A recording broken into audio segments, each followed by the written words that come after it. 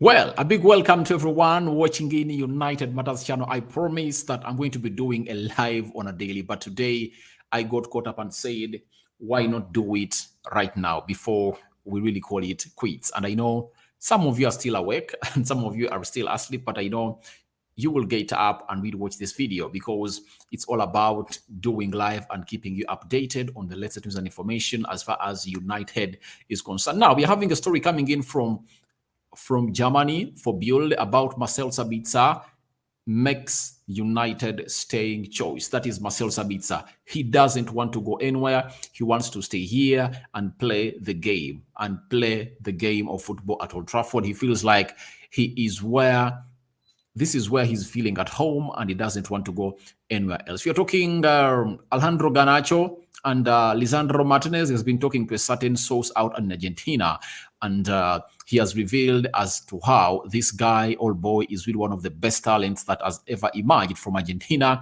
That is Lisandro Martinez. And lastly, Rio Ferdinand has gone ahead and really hinted about the changes that Erik has gone ahead to put up at Manchester United that have gone ahead to give us very huge progress at the club of Manchester United. Welcome to this channel. Rokan David is my name, and let's try to break down these stories. Marcel Sabitzer, to be so much exact, let me show you a little bit of what he has gone ahead to put up at Old Trafford as a player of Manchester United. And he's having really some good stats, if at all you never knew about this guy, because when you look at his stats, he's just having no loss ever since he started playing for Manchester United. We've not lost a game, and he has bagged himself a trophy. It shows you how good he's enjoying United. The atmosphere is really great for him. That's why he doesn't want to go away from Manchester United. Where are these stats? Where did I put them? Sabitzer, where are you at? All right. Here is Sabitzer for you in a nutshell. All right. That is Sabitzer for you. So, Sabitzer has made 6 appearances for Manchester United. His first appearance was against Crystal Palace, won by 2-1. Then he played a doubleheader against Leeds. We won 1, 2-0. The other one was a draw. Then he played against Leicester City. He played against Leeds, right? No, he played against Newcastle in the final of the Carabao Cup, and then he played against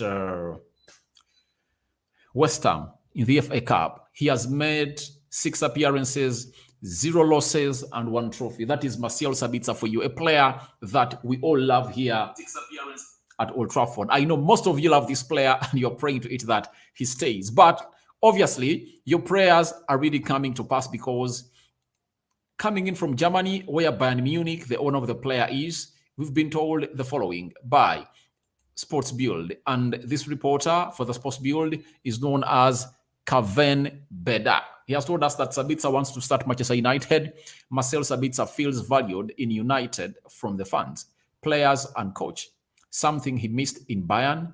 If this continues, it would lead to a transfer in the summer around £20 million. That is Marcel Sabitzer for you. He doesn't want to go anywhere. And after that, him wanting to stay, we've been told by Grammy Bailey of the 90-Minute Football that Bayern Munich have no plans to reintegrate the player at the present and see him as a surplus to requirements. That is Bayern Munich for you. And then Grammy Bailey went ahead to confirm to us that those with Manchester United sense an opportunity to upgrade in the position for a relatively cheaper price with Marcel Sabitzer. And we've been told a healthy relationship with Bayern Munich could mean United take the Australian permanently for a fee of under £20 million. Now, if you've seen all those tweets that are really spread onto your screen, it's confirmed that Sabitzer wants to stay at Manchester United.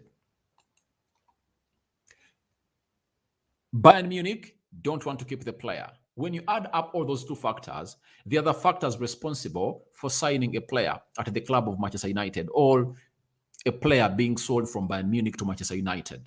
When you look at Erik asked about Weghorst and Sabitzer in the midweek, he confirmed to us that he can't confirm now, and that is going to be done until the end of the summer. And I really agree with him because there are players that play well when they are needing contracts. That's why, to me, I'm not yet satisfied with Fred, because his career has been occupied with lots of inconsistencies, and he might be playing at that level wanting a contract. That's it.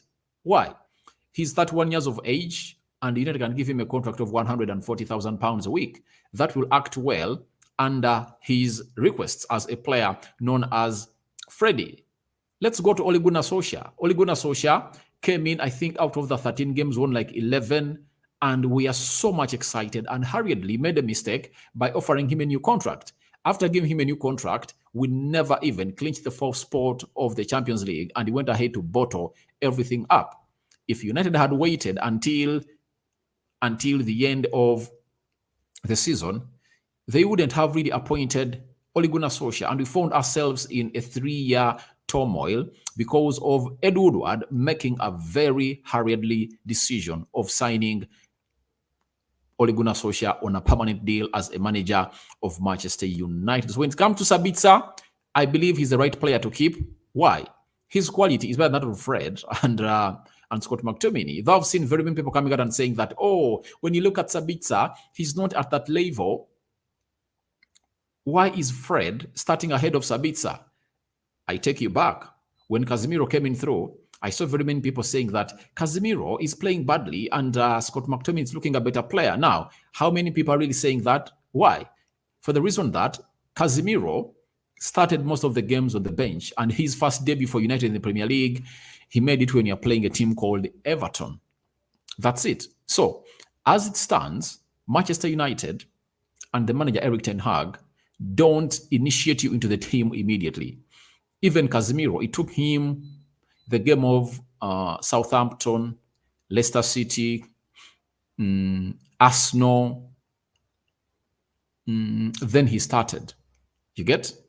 Now, for Sabitzer, the reason as to why he's starting very many games of United was really paused was because that midfield position is being played in by Casemiro. Casemiro is one of the best players, but unfortunately, on what was the debut of Sabitzer is when Casemiro got a red card. The manager wanted to try out Casemiro, wanted to try out Sabitzer in the game of Nottingham Forest that we played in the midweek on the final day or the deadline day of the transfer window, but obviously the paperwork was not done for Sabitzer, and obviously it was not able. The manager soon wanted to integrate him in the team immediately, but even after missing out in the game of Nottingham, Casemiro was suspended. So 3 games without Casemiro, and there was no way the manager would go on and really put Sabitzer in the midfield as we played Barcelona with Casemiro as their first game playing together.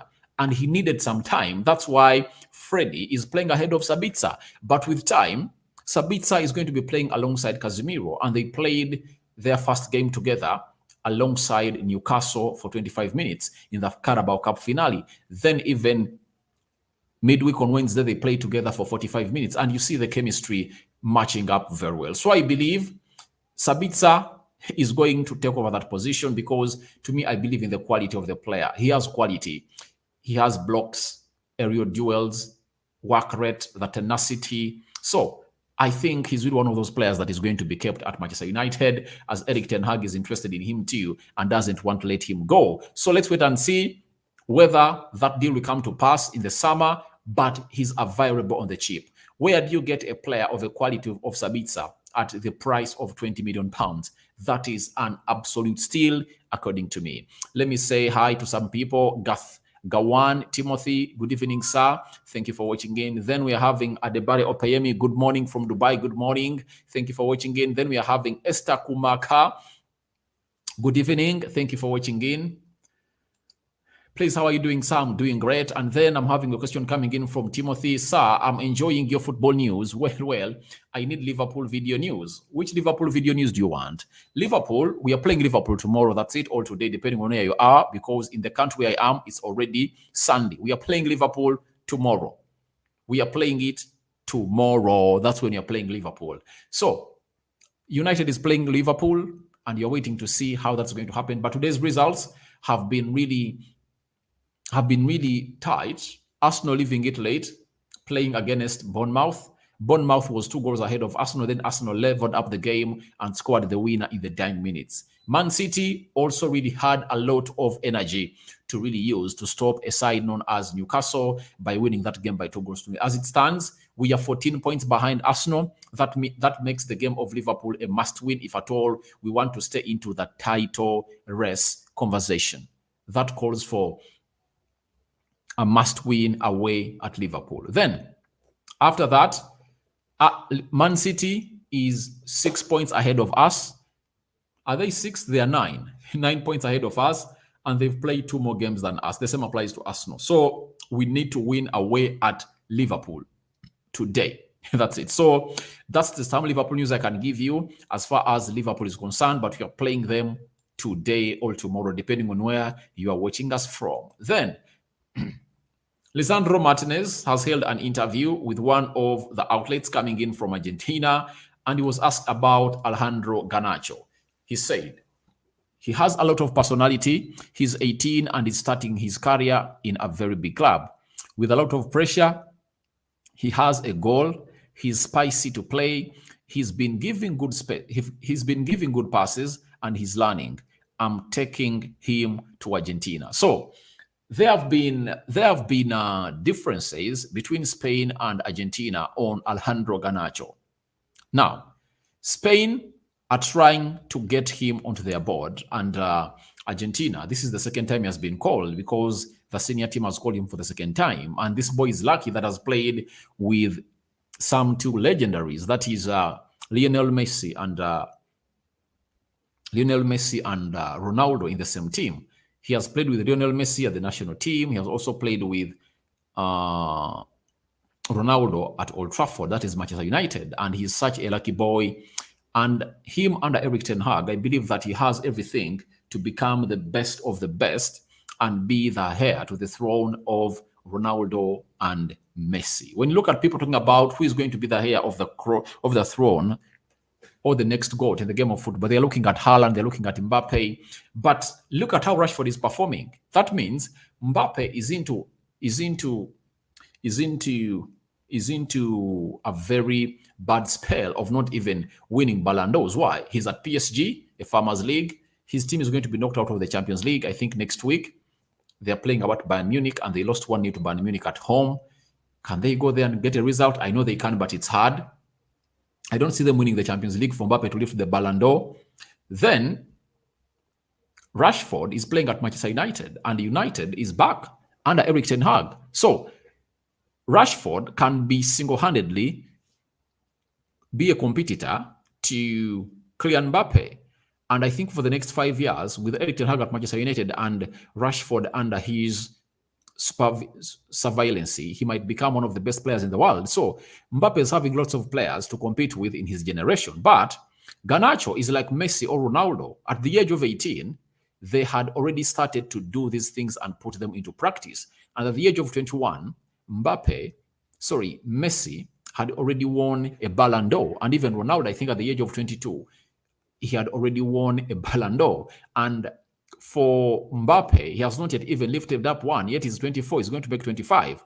So Garnacho has some 3 years with him to get that grip on the United side. And if at all he keeps it United all the time and plays well and follows the orders of the manager Erik ten Hag, he's destined to become the next GOAT. Trust me, he's destined to become the next GOAT at Manchester United. That's Alejandro Garnacho. So Lisandro Martinez is talking about how good he is, passing in well. But the most important thing is that he's taking him to Argentina. Spain have been wanting this player, but yesterday when the national team of Argentina was called up for the international friendlies that are going to be played, I think, next week, but one, I think after 19th, Garnacho was included into the squad of the national team, meaning that they are ready to find everything for the player known as Alejandro Garnacho. So Garnacho is really one of those players that is going to make it to Argentina and play there. And Lisandro Martinez is taking him. So Licha is really one of those players that I really love to see at the club of Manchester United. He's here, he's making wonders and making us great. Garnacho, remember, he scored the second goal that gave us a lead against West Ham in the midweek. And we are here to celebrate him. And we really had lots of things to do here on this channel, praising and hailing Mr. Alejandro Garnacho. Then I'm having Benjamin Ofori Atar. Hi. Thank you for the great update from Manchester United camp. We need Greenwood update to he should stay for us. I gave you a Greenwood update. That was yesterday. I think I gave you a Greenwood update yesterday. It's the video that closed up the day, but I think I'm going to give you another one. 2-3 hours from now, I'm going to come up with another update, recorded video, and upload it about Mason Greenwood. So guys, 30 people watching in, smash the like button, comment and share. I've now come in late and it has affected us, but no matter what, nevertheless, we are going to keep going and going and going and going. Now, the last story that we're going to work upon is all about Rio Ferdinand. Remember, he went to Carrington and held interviews on United players, I think 1 or 2 weeks back. Talked to Bruno Fernandes, he talked to the manager, Erik ten Hag, and finally, he's here trying to let us know what is the magic that Ten Hag has really injected into the camp of Manchester United to be the only team in Europe vying for 4 trophies. Ferdinand is telling us that Ten Hag has emerged stronger from each of these situations, and the club is in a better position. He set the standards from the start, and it's refreshing to see. That is Rio Ferdinand for you. And he said Ten Hag was great in all areas where it was tactics, game management, substitutions, big decisions he had to make about big players like Cristiano Ronaldo and Marcus Rashford. Plus, likes of Harry Maguire, a captain that rarely plays on the field of play and finds himself in a position of not starting. And obviously, having all that, and he stayed calm and said, all right, I'm at Manchester United and I have to go on and dance to the moods of the manager. So Ten Hag has really done lots of things. You get? One thing that went in my mind at the beginning of the season, I knew that we could challenge for the top 4 position because we had some good quality players that could improve and become better players at the stadium of Manchester United Old Trafford. But I never thought that we could win a trophy this season. But to see to it that we are the only team that is left in all 4 trophies, that's a very big plus to Erik ten Hag. That winning mentality that he has gone ahead to give and put at Manchester United is really out of this world. Ten Hag is one of those managers that was really underrated by the English pundits. They wanted Pochettino to come in through. With the fans wanted Erik ten Hag, and he has gone ahead to prove them wrong.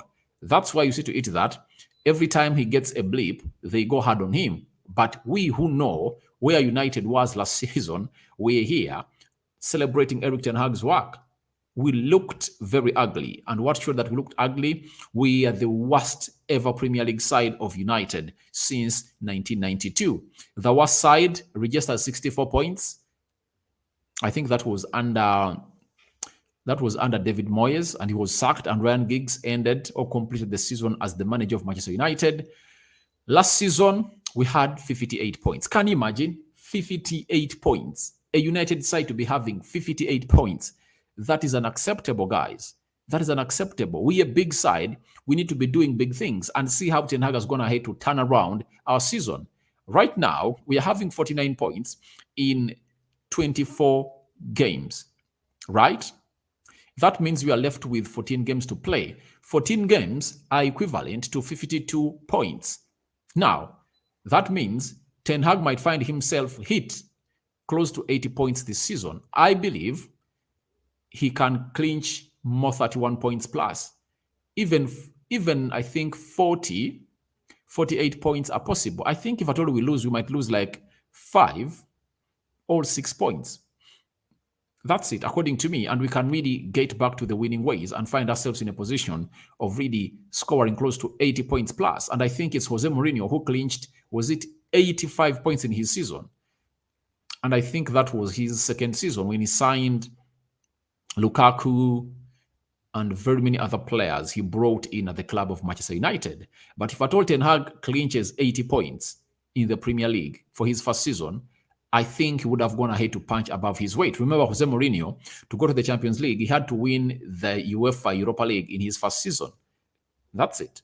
If he never won it, we wouldn't have gone to the Champions League because we finished out of the top 4 of the Premier League and he won the UEFA Europa League and there we were into the Champions League. So I believe Ten Hag is really a gift to Manchester United and is doing wonders at the club of Manchester United. Then Thomas Donko, greetings from Ghana. Thank you very much for watching in from Ghana. Then Gavin Timothy, I love United. Well. Keep it up, guys. You are doing well and one love.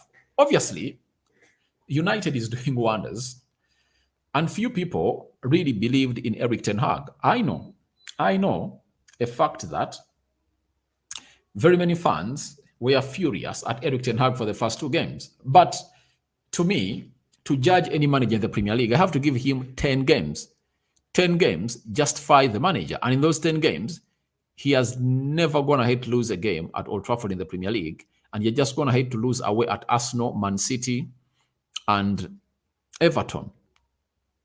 That is, it's not Everton, it's Aston Villa. That is Erik ten Hag for you. The way he's changing up things at the club, no one saw this coming, but we here at United Matters channel, if at all you've been following us for some long time, we've been here telling you the truth about Erik ten Hag. And he was working in a minefield. If at all you know what a minefield is, do you know a land minefield? That was where Ten Hag was really working. That's why Ferdinand has gone ahead and hailed him for going in to solve the situation of Cristiano Ronaldo, one of the best players that have ever played the game of football, turning against you and walking from the dugout to the tunnel when you told him that please come on and play, and he said no. Ten Hag came in through and exercised his rights. He dropped him and told him to go to train with the under-21s. As if that wasn't enough, Ronaldo went on TV and did an interview that was really so much annoying. And he said, I don't respect Erik ten Hag because he doesn't respect me. When you look at all those situations and how we've gone ahead to overturn that, Ten Hag is a genius. Ten Hag is a genius because if we happen to be in a situation where goals are not going in through, they would have said he let Ronaldo go. And that's why he's not scoring in goals. You get? And fans are funny that support football because the way they look at the game of football, we look at it differently. Now, one would have said Ronaldo is away, we're not scoring goals, we'd have been here. But I would pose a question to him or her. Ronaldo had very many chances. We created chances for Ronaldo, and he was not scoring goals. Those chances you see that Rashford is scoring, Ronaldo got them in every game. And he got even more because for him, his positional sense is really great. But Ronaldo left and he had scored only 3 goals this season. He scored 1 against Sheffield. He scored 1 against Everton. The 3rd goal he scored, was it in the Carabao Cup? We're playing in which tournament when Ronaldo scored? He scored only 3 goals. That is Ronaldo for you. And he's down in Saudi Arabia trying to celebrate and obviously the needful that is scoring hat-tricks. It doesn't make sense anymore. Big up to Erik ten Hag that has really gone ahead to really show us the best of the team of Manchester United. And we are here trying to enjoy the success of United as we are going to play against Liverpool tomorrow. And concerning Liverpool, we are having Adegbole Khan, thank you for watching in United for Life, obviously United for Life. And then I'm having Timothy, I'm chatting from Nigeria live on fire. Keep it up. I love United, one love. Thank you for loving United, and United really loves you, die. United loves you, die, and thank you for really loving the channel. And Ten Hag has gone ahead to really make a statement sound. Every statement that's gone ahead to issue has been sounding at the club. He brought in new rules that we are supposed to follow. Alejandro Garnacho was one of the players that got affected negatively by not following the rules and regulations of Erik ten Hag.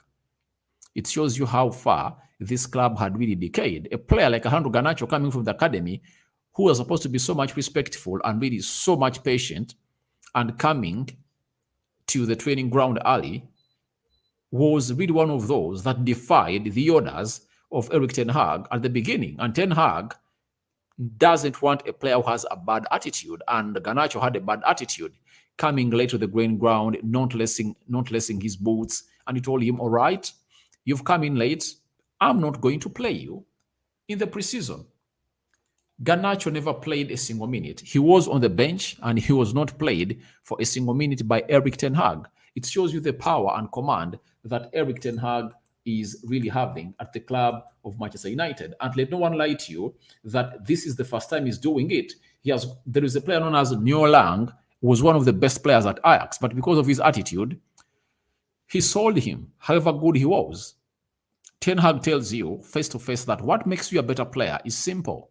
You need to be obedient to your manager because it's your manager who knows your ceiling and your basics and strength. So if you don't listen to your manager, you'll end up losing up the battle, and obviously he sells you out. So Garnacho fell a victim, and he's one of those players that went ahead to get themselves back onto the grip, and he is really doing wonders this season. I've seen him score 4 goals. That is Garnacho for you. And I think, how many assists? Let me see. Garnacho Alejandro. How many assists? In the Premier League, Garnacho has 2 assists. In the EFL Cup, Garnacho has 2 assists. Now, he has scored 4 goals and 4 assists. That is Alejandro Garnacho for you. And what a season for the young man, because he's really doing wonders that all of us are really happy about. So guys, smash the like button, comment and share. Tomorrow is a big one. We are playing Liverpool, and this is a game we must win. To me, I believe, whether we are not having who, I've had a story of Rafael Varane that I'm still negotiating or investigating about, that he has really had a bad injury and he's going to go for a late fitness test in the morning. But all in all, we are united. We are united. We are united, and I know we can get a result from Anfield. However busy, however chanty they are, however loud they are going to be, we are taking the game to them. We are taking the game to them, and we want to win that beautiful game of football. And Ten Hag is ready. He has the plan to really stop the Jurgen Klopp army at their stadium. And they're a team that has been conceding very many goals. So however much they've kept clean sheets in their 4 Premier League games, they've not been playing United. They've been playing Newcastle. They've been playing Wolves. They've been playing... which other side have they been playing? Everton. Those are the sides they've been playing. They've not been playing Manchester United. So I don't want anyone to hear about clean sheets, that Liverpool has been keeping clean sheets. So what? We faced Barcelona, a team that in the top 5 leagues has gone ahead to concede only 7 goals a season. And we put 4 goals past them in a double-header that we had at Catalonia or at Camp Nou and at Old Trafford. So I don't want anyone telling me that, oh, they've been conceding less goals and they're keeping clean sheets. Guys, they've just started to keep clean sheets. I respect Liverpool. I know they're a good team, but we are taking the game to them. And they also know it. I think ever since Jurgen Klopp started coaching Liverpool, this is one of the moments that is so much scared of facing Liverpool at Anfield. They are so much scared about us. I know it very well. They are scared about us because we are a different team altogether that has gone ahead to transform under the Dutch manager, Erik ten Hag. So guys, we are 40 watching in. Smash the like button like no other. And let's see how tomorrow is going to be. So guys, what else haven't I talked about? Any questions before I leave? Because I feel like I want to call it quits. Then we try to record the last video and upload it. Then we catch ourselves tomorrow as everything is really going on well. Let me see here. There is another story I've seen about United crossing in on Frimpong, sending a message to us that maybe Aaron Wan-Bissaka is out of the books of Erik ten Hag, but I've not yet gone ahead to really confirm it. But I'm waiting for Fabrizio Romano to put out something that is really going to be so much final as far as our game of football is concerned. But I've brought you a story already. Trent Alexander-Arnold has gone ahead and really passed respect to a player called Marcus Rashford, and as it stands, looks like he's afraid of the player. He has always been sat down by Rashford in games we've always played, and he has found himself in a position of being sat down by the player, yet Marcus Rashford is not in the best form of his. So I really doubt what he says, but we are the informed team going at Anfield, not so, and no one is going to stop us Now, I'm having Thomas Donker. How can referee who officiate Arsenal game today add 6 minutes and played more than that? Arsenal green light to... But did you see that there are close to 5 cases of VAR? Check. And secondly, the team of Bournemouth and its players found themselves wasting time, going down on several occasions. So I think it was right for the referee to add in that time. That's it. That's it. There is no way you expected to go away with it. Bournemouth did something stupid. They are wasting time, and the referee has had that time.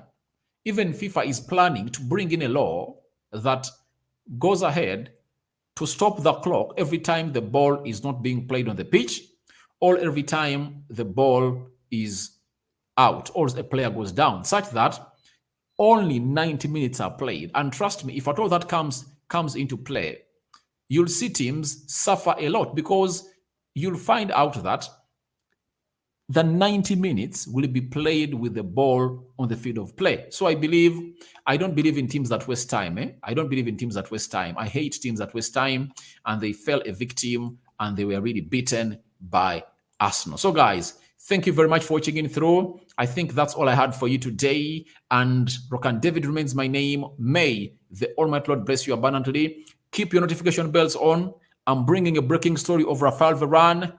He's expected to undergo a late fitness test, meaning that there is a huge injury blow as we get into that team of Liverpool, because he's the man that commands that back four and is really injured. I'm out.